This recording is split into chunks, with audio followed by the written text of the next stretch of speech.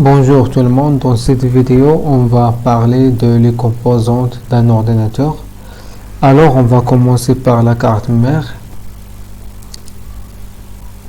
On peut dire que la carte mère c'est le principal circuit imprimé d'un ordinateur et le point de connexion central de la dorsale de communication d'un ordinateur, par lequel tous les composantes et les périphériques externes se connectent. C'est-à-dire, la carte mère, c'est le composant principal de l'ordinateur. On peut l'utiliser pour connecter les autres périphériques, comme la RAM, disque dur, les cartes externes et plusieurs autres périphériques. Par exemple, ici, on a les emplacements pour insérer des RAM. On a l'emplacement de CPU, c'est le microprocesseur. Et on a des portes pour connecter des câbles USB de clavier, la souris par exemple, ou bien la câble VGA ou bien HDMI de l'écran.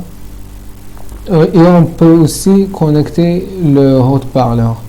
Après, on a les cartes externes comme la carte graphique, carte réseau, carte son. Alors, on passe à la RAM. La RAM en général, c'est la mémoire qu'on utilise pour exécuter ou bien pour stocker des données qu'on a encore utilisées. Par exemple, le système d'exploitation, des programmes, des données. Tout ça va être stocké dans la RAM et on peut accéder à ces données et ces programmes plus rapides. Alors, le composant qui est responsable pour donner les commandes qui permettent à stocker les données dans la RAM, c'est le microprocesseur, c'est le CPU.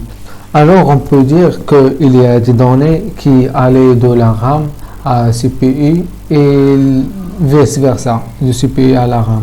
Il y a un échange des données entre la RAM et le CPU.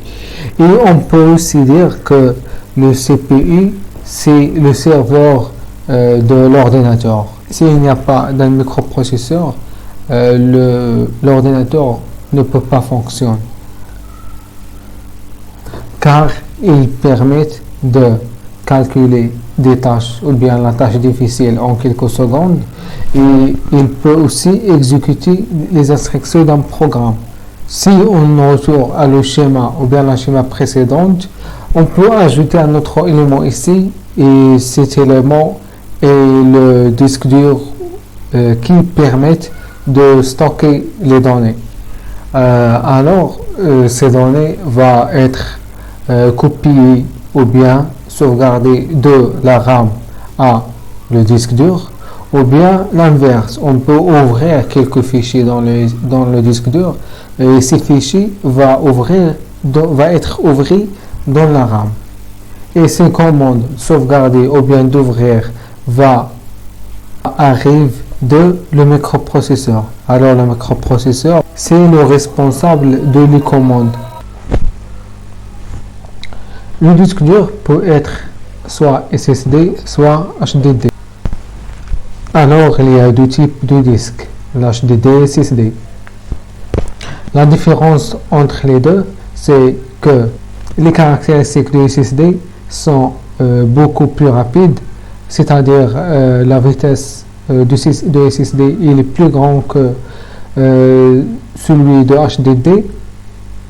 Et le SSD il est meilleur multitâche, c'est-à-dire il permet de faire plusieurs tâches en même temps. Le troisième, c'est 2 fois plus fiable, c'est-à-dire le SSD il est plus fiable que HDD. Mais l'HDD il est rentable, c'est-à-dire le coût de HDD il est moins que celui de SSD et le disque HDD a beaucoup de stockage que SSD.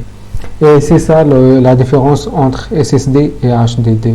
Merci à tous et au revoir.